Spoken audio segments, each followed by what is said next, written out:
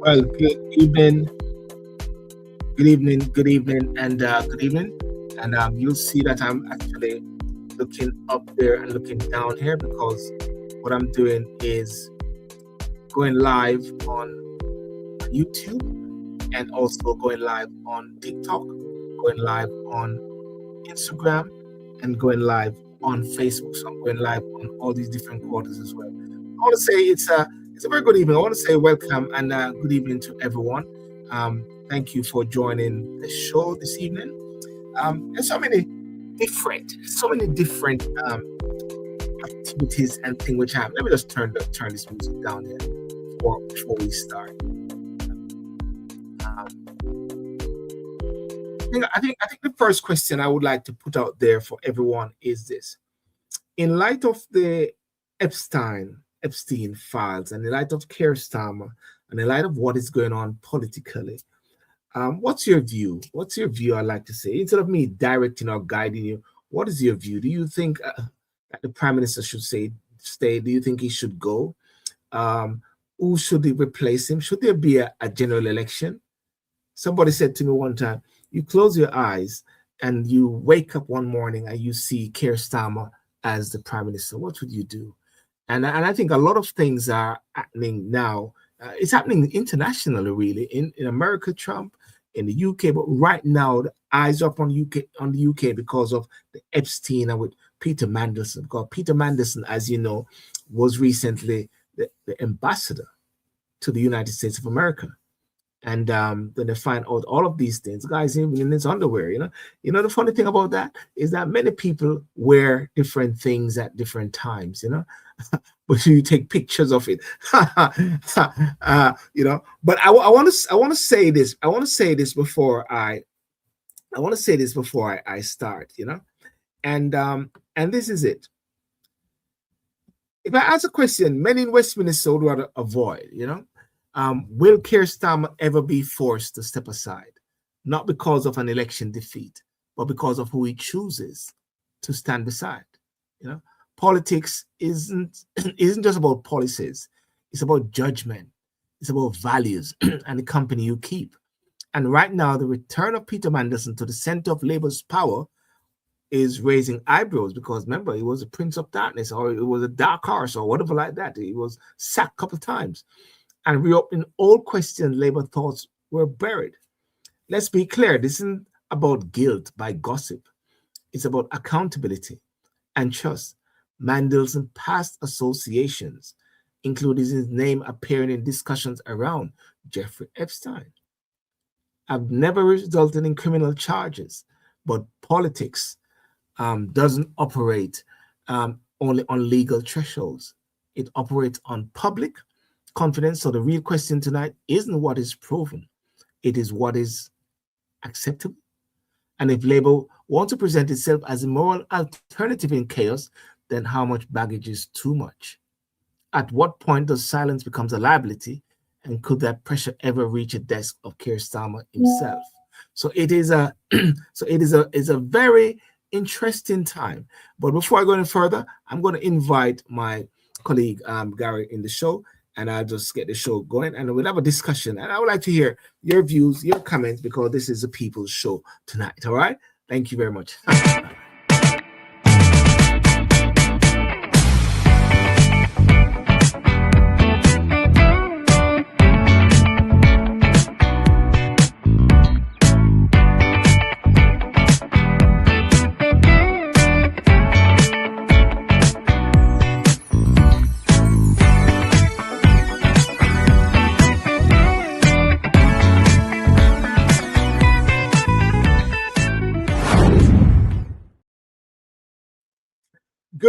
Good evening, Sir Gary Graham, the man who has the answer for the day and what Keir Starmer need to know, what Kemi need to know, what all of them need to know. What do they need to know, Gary? Talk to us. Good evening. Am I thinking I'm looking at the next foreign secretary? Well, that's on the basis. That's on the basis if Kemi wins. Today, Starmer will be out. Yes. Starmer will be out, and Kemi will be in, and I could be looking at the next foreign secretary. So I can't I must play my cards right where you're concerned. Today I was at a press conference in Whitehall Royal Horse Guard Hotel, whereby Kemi was making the presentation. And I must say, though, based on the crowd and based on what was happening, she's really on fire, ladies and gentlemen. I must say the level of respect that I saw for her in that crowd there of people, with the press and how she's setting the stage, for what she's expecting and how things to be, holding the prime minister. Sorry, yeah, holding the. Oh, yeah, one second. Yeah, holding the prime minister to account, which is very interesting. But one of the things that she said, and I think one of the things that many people are saying, is that there is indeed an issue with governance in politics at this time. Gary, that is one thing. Is and what Kim said is that she's offering help Labour MPs if they want to vote of no confidence in the Prime Minister. And someone asked her this question. Are you trying to say that you don't mind having an election and you know that reform is coming up? And what she said is, what I want is good governance in the meantime. It doesn't matter who, So she wasn't like scared of an election or so like that. It's good governance. And many people will say, let's keep Starmer. By keeping Starmer, it will sort of strengthen the grounds for success in opposition parties, reform, blah, blah, blah. But what you said is good governance, Gary. Yeah. I was very much impressed. Yeah. I was very much impressed with her press conference today. Yes. And I think she has grown. I think she has very much grown, even so much how she has managed herself in the PMQs in Parliament there. I think she's done very well. My concern, though, still, I'm sure I've voiced it before, would be there are individuals who do well at the dispatch box in opposition. They do very well. They do very well even at press conferences. Yeah. But the real crunch is going to be is that if the country puts her in as prime minister, will she be as effective as she is now? Now, I mean, I'm just asking the question. I don't mean her any ill will at all. It's just a matter that she's doing very well. Yes. Because Starmer really is doing the work for her, in as much as she doesn't have to do a lot, because he's done it, or he's doing it for her in his demise, really, Yes. Yeah. No. That is right. That is right there. At the same time, But one of the things that I sort of draw a sort of conclusion on is that right now, based on the signs on the wall, Kemi is holding fire in a sense and holding her own until May the 7th. We'll see what happens, and that is where all the chips fall. We'll see what the chips fall with reform, with the election in a couple of weeks' time in Manchester. We'll see what happens in September, in May the 7th, how the impact on Starmer. I'm just seeing on Instagram here. You remember Sharika? Sharika said to tell her hello. You remember Sharika? Yeah. Yeah. She said, hi, Gary, great seeing you. Yeah. And she said Epstein pronounced Epstein. Sorry. No, I was going to say even Belinda was saying hi to me. Good night, and good night to you, Belinda. Thanks for everything. Thanks for your support and all of that. Grateful. You got your fan club, Gary. Nobody said hello to me. They all say hello to Gary. Look at that. Michelle said, greetings, Rev. You know, even Michelle, man, good night to you, Gary. Let me see if Michelle. anybody said good night. Oh no, no. They said good night to me. Yeah, they said good night to me. Yeah, they said good night to me. Yeah. I didn't say Belinda. She didn't say good night to me. Neither Mel. They didn't say good night to me. They said good night to Gary.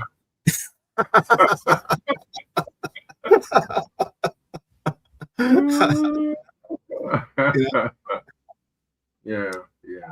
But yeah, I was thinking something here was and one which is who would be if okay this is okay I was running a joke with a guy today. I went into this shop and I was speaking to the proprietor there, and he was complaining about some stuff that the council is doing in the area, and he was really annoyed by it. And a guy overheard and say, "You're conservative," and I said, "Yeah," and he said, "Oh, yeah." I said, "I can tell you what's going to happen later.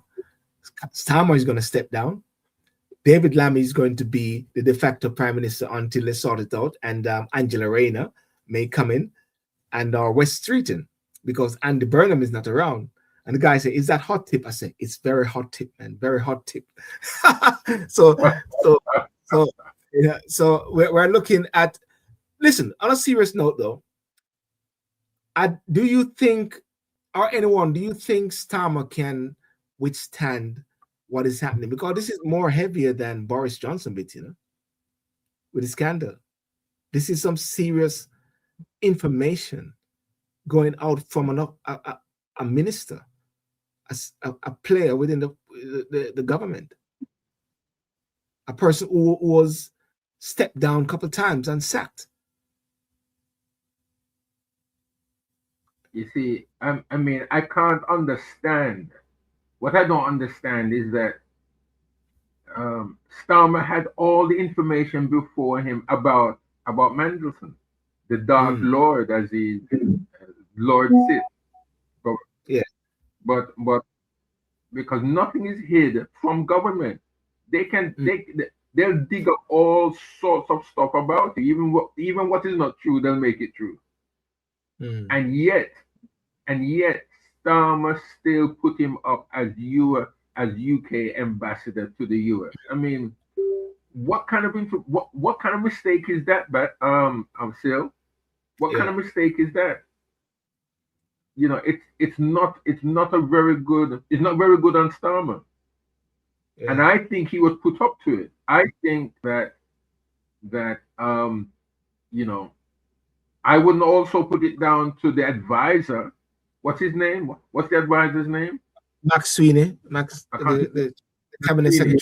I mean, Sweeney. Yeah. Yeah. I mean, they can always find a scapegoat, but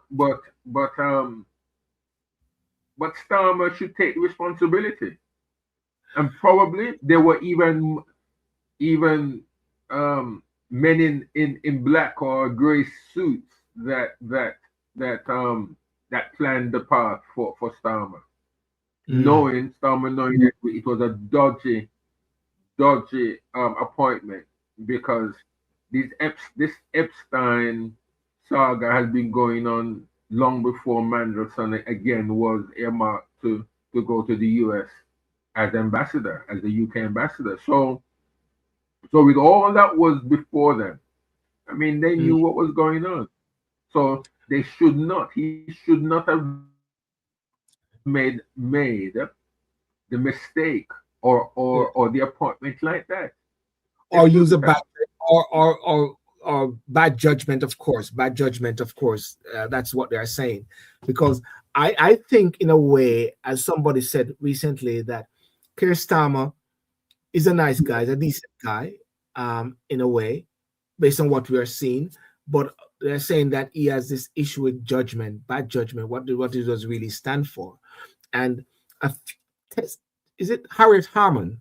Harriet Harman, Tessa Joel passed away, rest her soul. Harriet Harman said he just need to own up and stop saying Mandelson lied. You just need to own up and say, I made a mistake, we made a mistake. Just own up to it as quick as possible. But you know what happens when they own up to it? When they own up to it, that's a recipe to go. That's recipe to go. You know what I'm trying to say?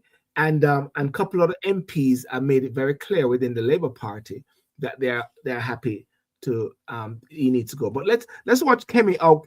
Kemi held him to the T at Prime Minister's question time yesterday. Let's hear what Kemi said, ladies and gentlemen. For those who are on maybe TikTok, the whole House will be disgusted by the latest revelations about Jeffrey Epstein. All of us want to see his victims get justice.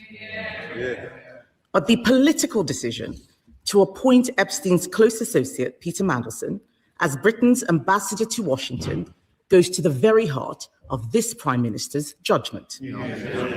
When he made that appointment, was he aware that Mandelson had continued his friendship even after Epstein's conviction for child prostitution? Simple question. Mr. Speaker, let me start where I must with the victims of Epstein, and all of our thoughts are with them. Can I also say our thoughts are with all those who lost jobs, savings and livelihoods in the aftermath of the 2008 financial crash. To learn that there was a cabinet minister leaking sensitive information at the height of the response to the 2008 crash is beyond infuriating. And I am as angry as the public and any member of this House. Mandelson betrayed our country, our parliament, and my party. Mr. Speaker, he lied repeatedly to my team when asked about his relationship with Epstein before and during his tenure as ambassador. I regret appointing him. If I knew then what I know now, he would never have been anywhere near government. And that is why, Mr. Speaker, yesterday, the Cabinet Secretary, with my support, took the decision to refer material to the police. And there is now a criminal investigation. I've instructed my team to draft legislation to strip Mandelson of his title and wider legislation to remove disgraced peers. And this morning, I've agreed with His Majesty the King that Mandelson should be removed from the list of Privy Councillors on grounds that he's brought the reputation of the Privy Council into disrepute. Okay, Gary, you can see right there, Starmer is actually talking about the conversation that he has with Peter Mandelson, and Peter Mandelson deceived him and told him untruth and so like that. So they relied a lot on it. But what Kemi's going to come back now, and Kemi's going to say, and just, you want to say anything before I play Kemi, Gary? Well, I mean, yeah. I can't believe Starmer. Yeah. That speech, that speech was written while he was appointing Mandelson, yeah? That speech was well made, because he knew at some stage that he would have to give it. I'm not convinced that speech was written, a couple of days before yesterday. Yes. I don't believe that. I believe that speech, obviously, I would have to be proved wrong. I would have to be proven wrong. They don't have to, but I believe that speech, because they knew what Mandelson was up to. It's nothing new. I don't think it's anything new. Yeah. No, that's and still, if Starmer is not careful, he's going to have to resign from the Privy Council, because he's also a part of that. Yeah, that's very interesting thing as well. They're pushing what's her name to. Well, they've actually gone through the whole process and advised the king to remove Mandelson from it. But listen to what Kemi says now, ladies and gentlemen. Mr. Speaker, I asked the Prime Minister a very specific question. Did he know that Mandelson had continued his friendship with Epstein after the conviction? He says if he knew then what he knows now, but he did know. In January 2024, a journalist from the Financial Times informed the Prime Minister that Mandelson had stayed in Epstein's house even after that conviction for child prostitution. So did the Prime Minister conveniently forget this fact, or did he decide it was a risk worth taking. Prime Minister. Mr. Speaker, as the House would expect, we went through a process. There was a due diligence exercise, and then there was security vetting by the security services. What was not known was the depth, the sheer depth and extent of the relationship. Gary, you saw that. He's curtain around it, but Kemi, who's an engineer, actually did her law degree after, and they said actually she operated more like a lawyer there and tied him down. You know what I mean? To a certain extent. Anyhow, let's watch the that's what.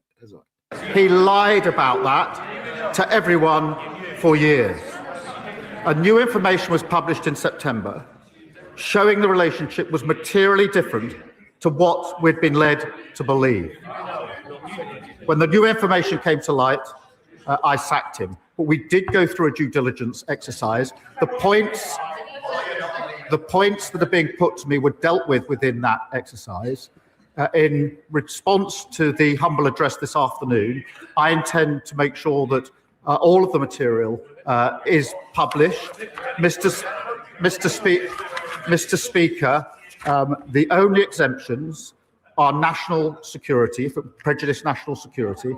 My first duty is obviously to keep this country safe. And when we drafted humble addresses, we always put an exemption for national security. But also anything will prejudice international relations. Mr. Speaker, you in the House will appreciate that in the course of discussions country to country, there are very sensitive issues of security, intelligence and trade, which cannot be disclosed without compromising the relationship between the two countries or a third country. Mr. Speaker, so that I can be totally open with the House, I should also disclose that the Metropolitan Police have been in touch with my office this morning to raise issues about anything that would prejudice their investigations. We're in discussion with them about that, and I hope to be able to update the House, but I do think I should make that clear to the House at this point because those discussions are ongoing. Shall I clear that up? I'm going to come to the humble address in a moment, but the Prime Minister cannot blame the process. He did know it was on Google. If the Conservative Research Department could find this information out, why couldn't Number 10? On the 10th of September, when we knew this, I asked him at that dispatch box, he gave Mandelson his full confidence at that dispatch box, not once, but twice. He only sacked him after pressure from us. I am asking the Prime Minister something very specific, not about the generalities of the full extent. Can the Prime Minister tell us, did the official security vetting he received mention Mandelson's ongoing relationship with the paedophile Jeffrey Epstein? So clear. Prime Minister. Yes, it did. Okay. As a result, various questions were put to him.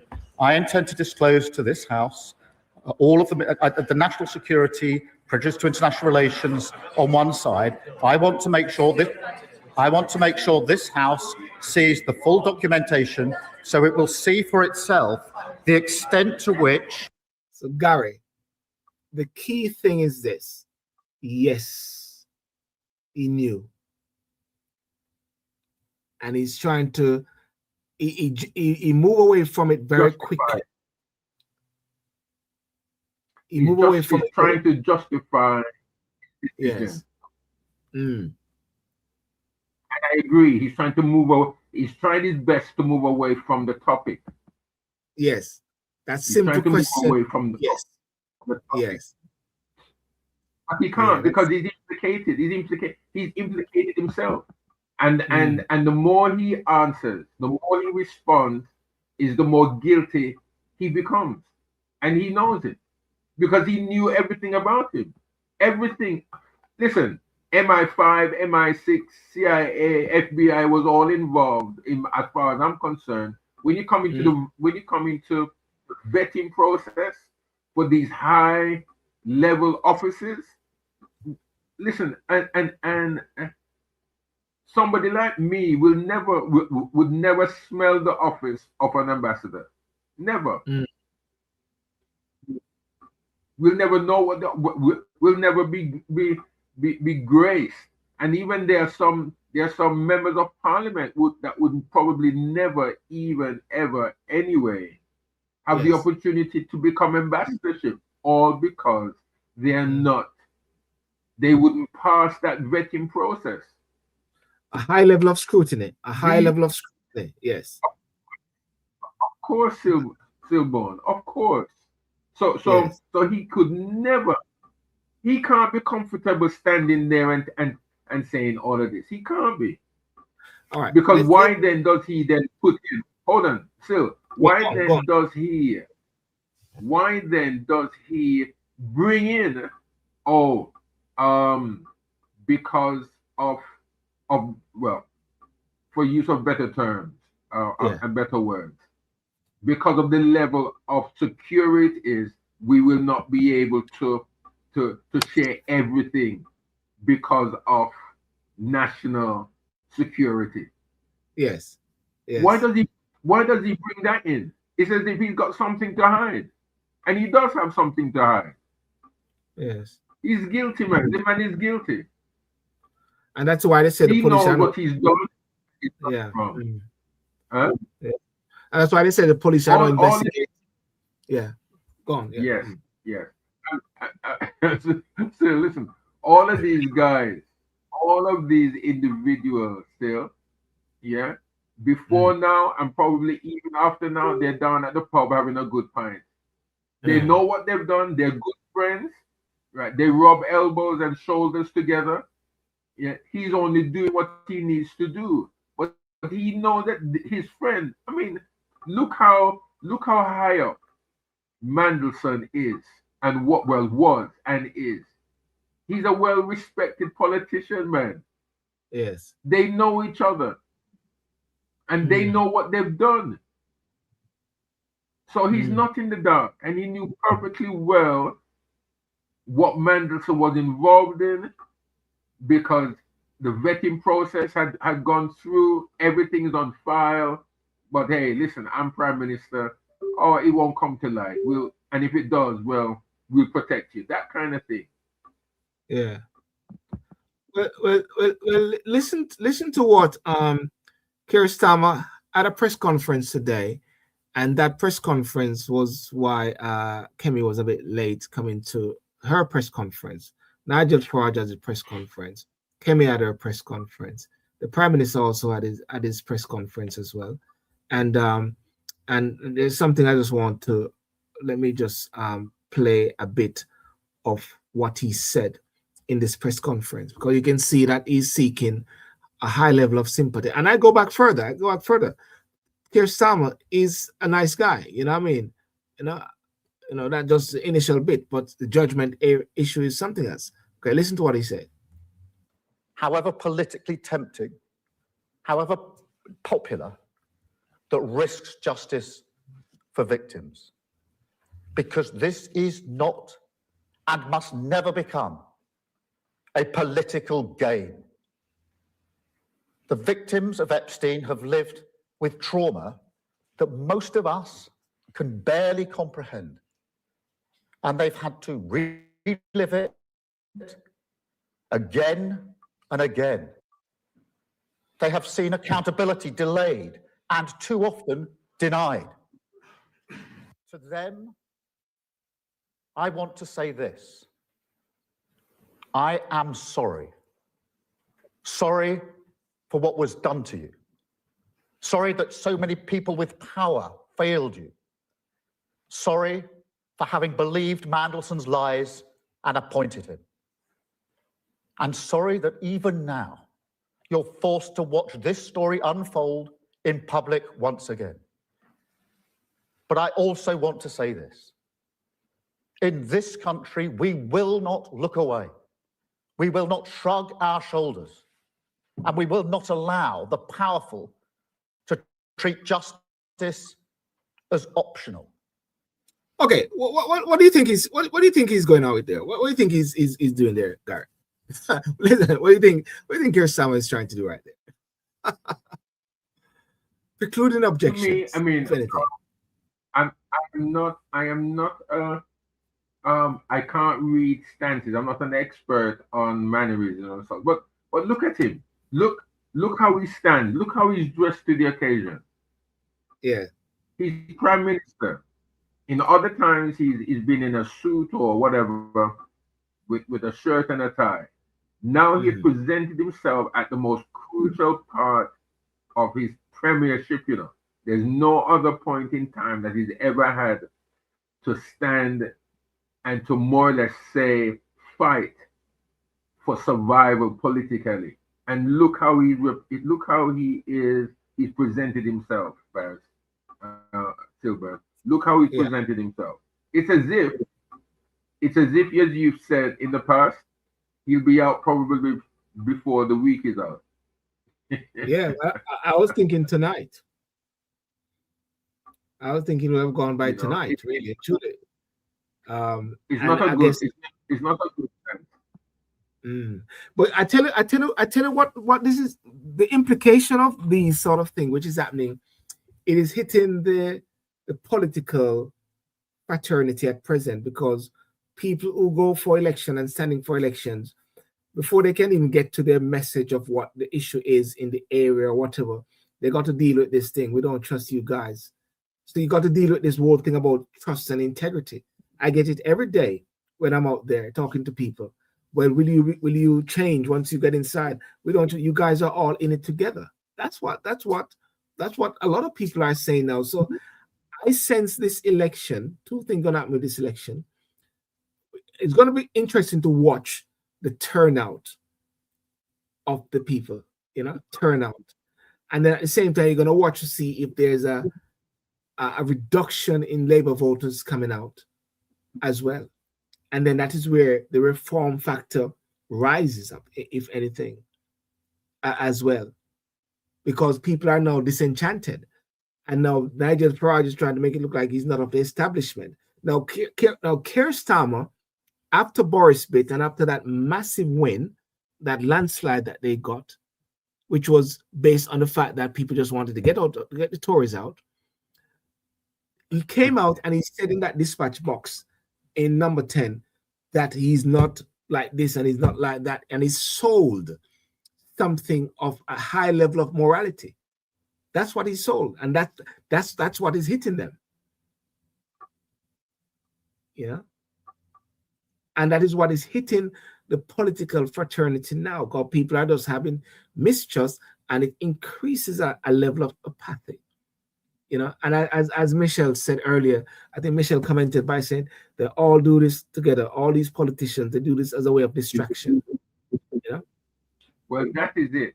I mean, I think that you see, he's fighting for his political survival now, because even I think earlier on this evening, I'm sure I heard it on the news or somewhere on the social media where the MPs, the parliamentary party, or the MPs of the Labour Party, they are now coming together to and seems to want Starmer out, because his future doesn't look that bright at all for him.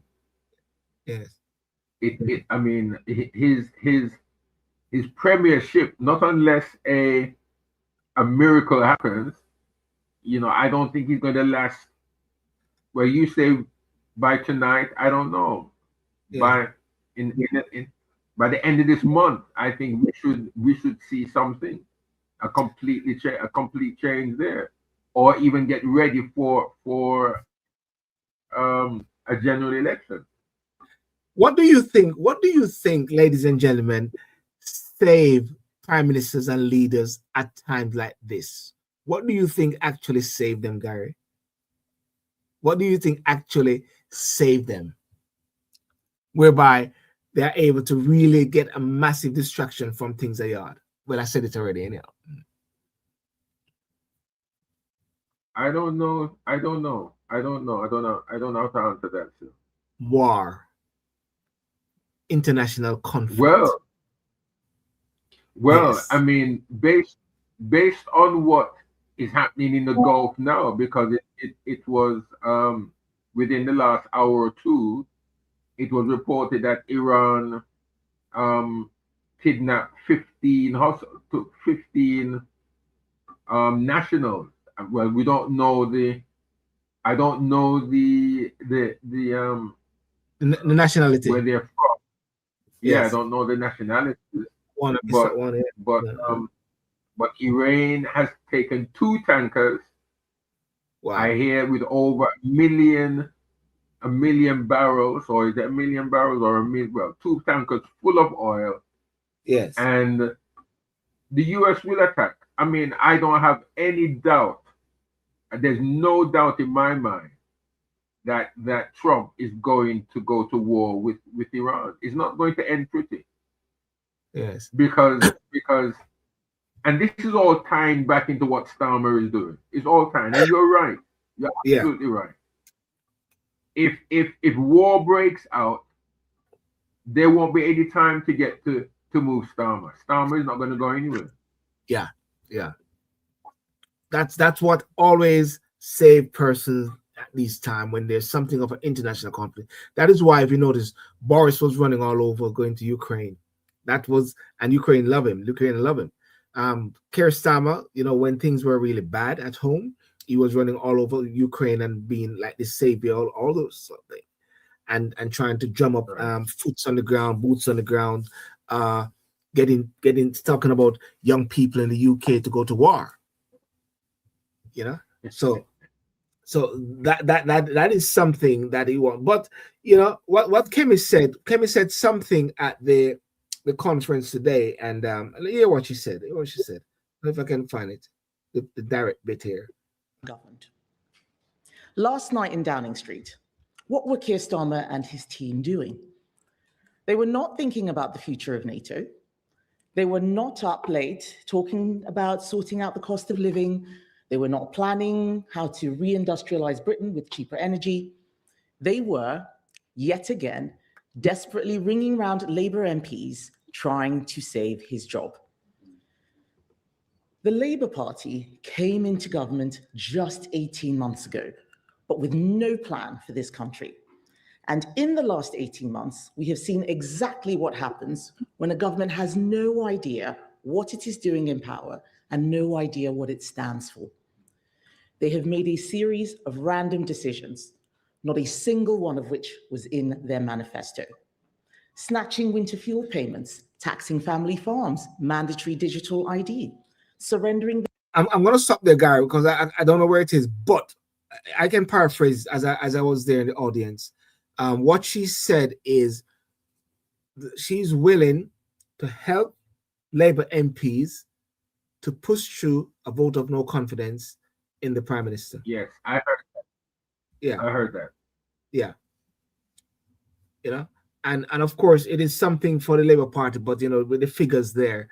Okay, so if the Labour Party is split in the whole process, then the Conservatives then can come in, and of course Reform and all these guys will come in and to get rid of Starmer.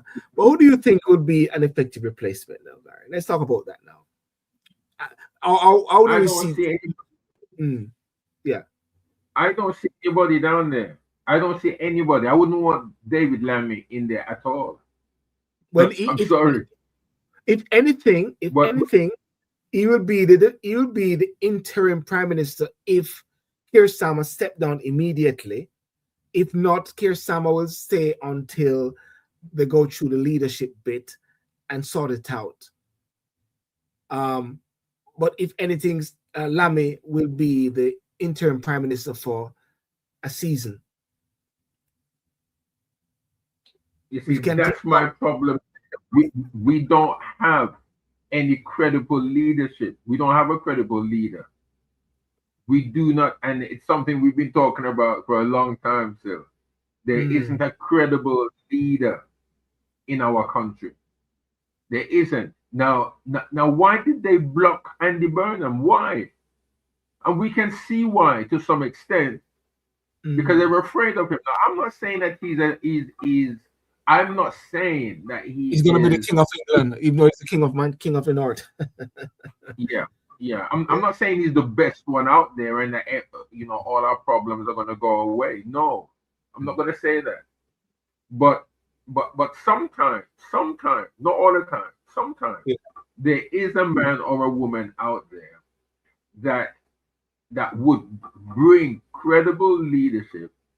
People know that, the system knows that, but they keep the man out. For instance, just for argument's sake, when you Yeah. look at someone like David Miliband, yeah, not Yeah.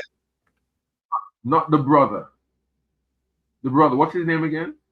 Ed is the brother. David is the one Yes, that Labour yeah. was saying they should have picked. Yeah, yeah. David Miliband, in my estimation, should have been the man. But Yeah. for some reason they refused to give him the chance, and they gave it to Ed. The brother. Miliband. Yeah. Mm. And you can always look down. You can always look down throughout the years. When you look at Heseltine was, to me, I think if he was the leader of the Conservative Party, who then became the Prime Minister, Yeah. Britain would be a completely different nation. Now, we'll never know what that nation would have looked like. That's fine. We can't cry over spilt milk, or we can always look back and with 2020 vision and say, well, whatever. But Yeah. but for right now, you show me a credible person anywhere in this country. Show me one. I don't think there is. Not in. I mean, we've got Kemi there, so don't. I hope she doesn't think me, but not even within the Conservative Party. Are you talking within the Labour Party? You're talking with all political parties, Gary. I'm talking with all political parties now. I'm not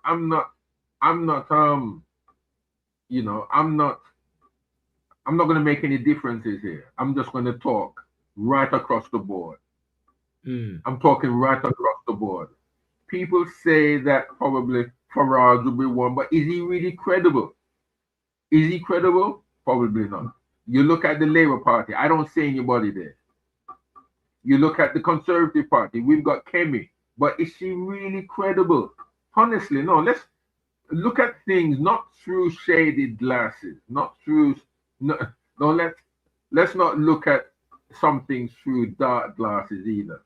Look at it through a very clear lens. Clear, not fog, clear. Mm. Is this country really comfortable with the MPs that we have right now, who could step in and lead this country the way how it should, make the decisions that needs to be made? Do we have that leader? Is this country settled, really settled, as it should be? I don't think so. If we're honest. Well, Michelle said also on the States there isn't any here in the USA. Either Dems and Rep need to go and come back again, mean to say wheel and come again. You know what I'm trying to say. I just think that there's a level of autopilot how things are operating, and because you're sensing that persons are sold into their parties. They're sold into a Labour. They're sold into they're sold into a Reform, and therefore they're looking at the colors in a sense, but not looking at the quality of leaders at the same time. And I believe there are quality of leaders out there, but as someone said to me some time ago, that there's a gatekeeper that blocks strong leaders from coming through. A guy said to me today, he's into.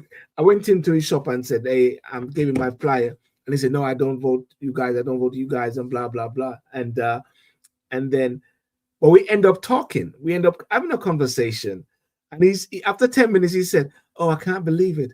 I spent 10 minutes of my life having a conversation with a Tory."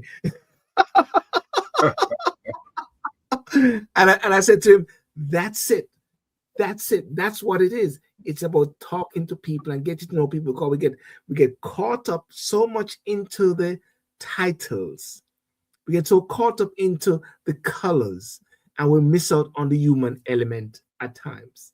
And that is something, you know what the person said? He said, what is needed in this country is an economic revolution. He said, the people who are going to lead the country are the people who are starving, the people who are hungry. And I said, what do you mean by that? He said, yes, exactly what I mean. When after a while, he said, things are going to get so bad and people can't, and that they are the ones that are going to really change things. You know, and I had to say to him, I don't think so, but that's a perspective, Gary. That's a perspective. You know, because people are angry.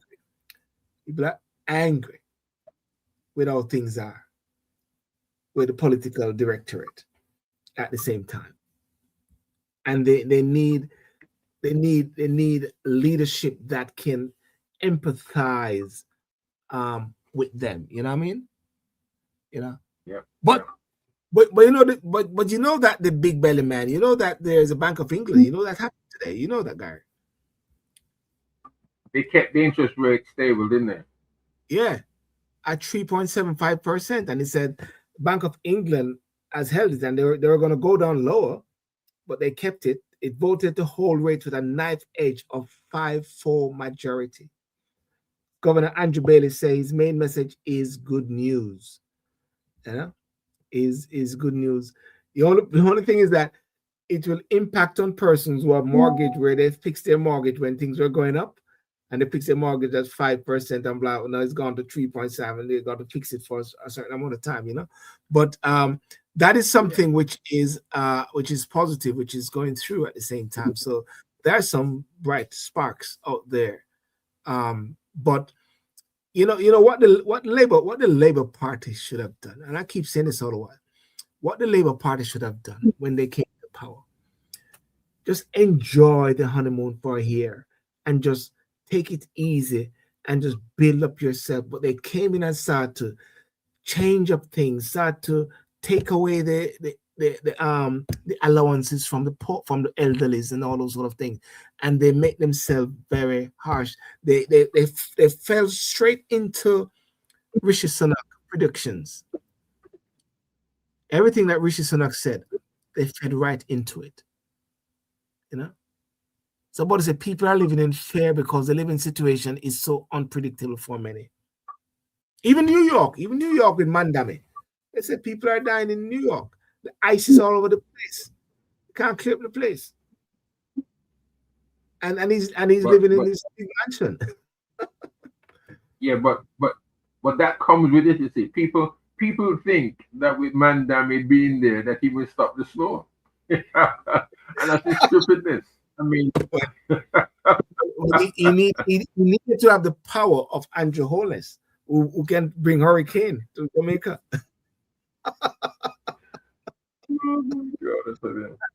As people say, you know. You know, but yeah, I mean, you can't win with people, man. You just can't win with people. You can't win. You can't win. Well, that's one thing. That's one thing I recognize as well, is that you can't win with persons, because persons can be very, based on their truth, based on their experience, they will unleash that narrative of their truth or so. But I think there will be needing for a reset, a definitely reset in the UK at this present moment, because it is going through a very traumatic period. And Mark, you know something which is you know, who are watching something, those people who have been abused by the gangs, what do you call them, the grooming thing. Those ladies who have, because there's an inquiry which is supposed to set up. So the lady in America who passed away, and they were saying the picture that she had, the picture of her next to Andrew, they were saying it was like an AI or fabricated. It is coming out now that it is really true. So there are things which I can't say here, which is mentioned about Andrew Mountbatten. Even King Charles was actually jeered and booed at, or something like that, when he made a visit, because apparently Epstein gave some money to the Prince's Trust, which is not the King's Trust, Gary. So it's like, you know, what is in the mindset of what was in the mindset of someone like Epstein, whereby he was collecting all these images of persons over the years, Gary. Shocking, unbelievable. You know? I don't know, my brother. Yeah. I don't know. So, but anyway, okay. So, what's the prediction, ladies and gentlemen? Anyone? Let's. We're not a betting person, but we can do predictions. What's the prediction? When do you think? Do you think Starmer will go, or you think he won't go? Or if he goes, when do you think he's gonna go? By the weekend? And when I say go, that doesn't mean to say that he's gonna leave the office, but by announcing that he's gonna go and you know, the goal could be, I'm going, but I'll demit office after we get a new leader, or we just step down. When do you think that's gonna be? Gary, you go first. When do I think he's gonna go? Yeah, we make that statement. I'm not. Yeah. I'm not going to. I can't prophesy. I'm not a prophet. I don't claim to be one. But I would want to believe. There's how many days I've gone already? 1 day. 5 days I've gone. Sorry? 5 days in. 5 days have already gone in September, and there's February. 28 days. February. And February, and there are 28 days in February. So we have 23 days left. Am I correct? Yes. So I'm gonna say by the end of September, by the end of February. Yeah. I'm gonna predict that by the end of February, we should have an interim, if not a change of leadership in the Labour Party. Okay, you're gonna hear what I'm gonna say? I'm gonna say by Sunday.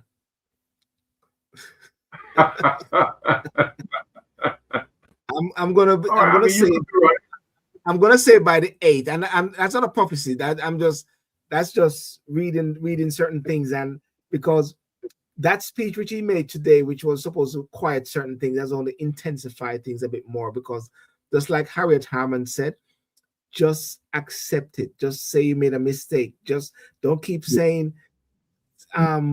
Epstein, not Epstein, that Mandelson lied to you and blah blah blah, lied to all of your people. Get Max Sweeney out and then go. Decide to go as soon as possible, because the longer it stays, it builds up and then it becomes a massive distraction, Gary. Yeah. A massive distraction. So I say Sunday.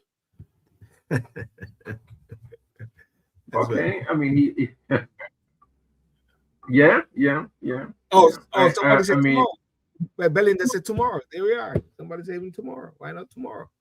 You know. I feel sorry for him. But he needs to go. I think he does need to go. I think he does need to go. It's well, war may break out tonight.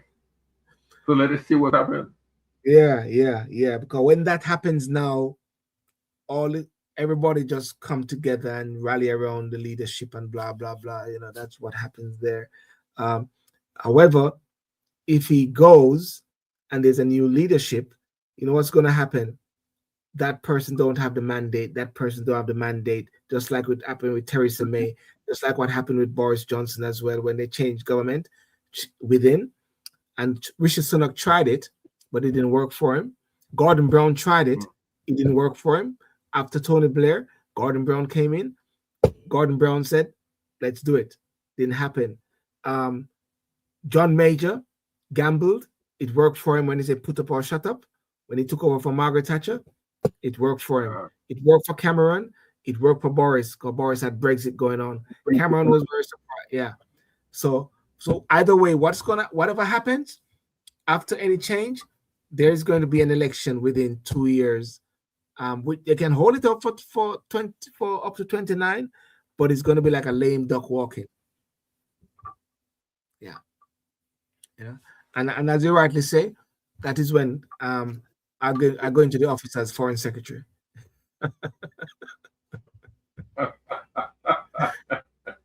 No, I Because mean,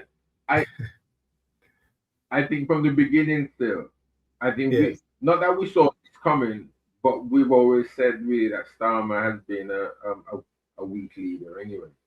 yes, He's never yes, really come across as a strong leader, and that's what we need today. We need individuals, whether man or woman. We need someone who is strong, someone who is not intimidated, yes.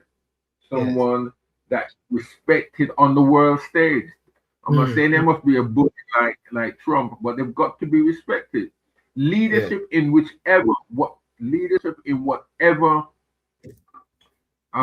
whatever sphere of society. yes. Leadership, you need to be fearless, or Mm, you need to be strong and know what you're on about, and also the people must have a sense that you know where you're taking them. If they don't know where you're going, then you won't find them following you at all. all of you. You'll just be a Yeah, leader taking a walk. you're like a lame duck. Yes. If you got to take the people with you. As that song in Harriet Tubman said, um, take my people with you. No, no, no, no, no. Take my people with you. That movie there. That's a song which I really like. Anyway, Gary, um, all the best as well. But in regards to the campaign which I'm doing, I reached to the point where I'm just responding to people, talking to people, whether they like it or not. And I realize as I keep talking with them, it breaks through, getting a conversation going. I'm going to a Ruach Church next week, Sunday. Ruach Church having a thing for leaders. And I'm going to another church, New Testament Church of God, on the 22nd of February as well in Louis Shamir. And I'm reaching out to a few churches. And I'm going to some videoing thing or something where they say they want to meet all the mayoral candidates to have a discussion. So that is something happening in March. So there's a few things which are happening, and the most important thing is engaging with the people and let the chips fall where it falls, as well. So yeah, so it's interesting and exciting days, you know what I'm saying. And looking forward for you to come down and do some leafleting. Yeah, man. I'll come down when it gets a little warmer. It's cold up here, man. Cold. Well, but is it cold like Jamaica? You heard that Jamaica is cold. That snow is falling in Jamaica. Have you heard that? Their coldness over there would be heat wave for us here, man. People saying it's cold. People saying it's cold in Jamaica. People say it's cold in Jamaica. I said, what? And things like that. So, and they're doing lots of AI videos, AI pictures, and so like that, as well, So, but anyway, ladies and gentlemen, I want to thank you so much for joining. I think Sunday night, I'm going to be having Captain Lessa.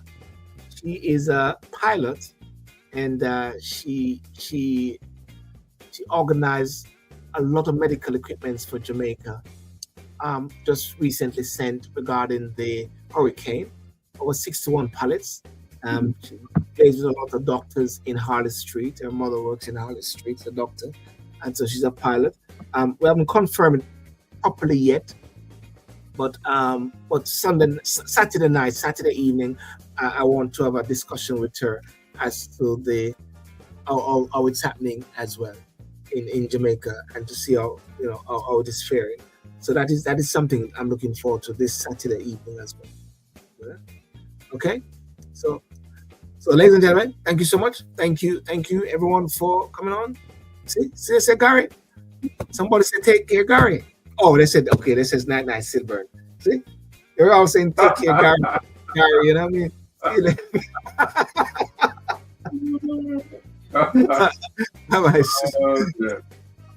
See, I got a night. I got a night. You got one, Gary. You got one. Yeah. You might have to rename the show the Silbert and Gary show. Well, I think based on how it's going, we got to do it. So definitely. Yeah. Oh dear. All right. Peace out, Gary. Take care of yourself. And all All the right. best. God bless you, man.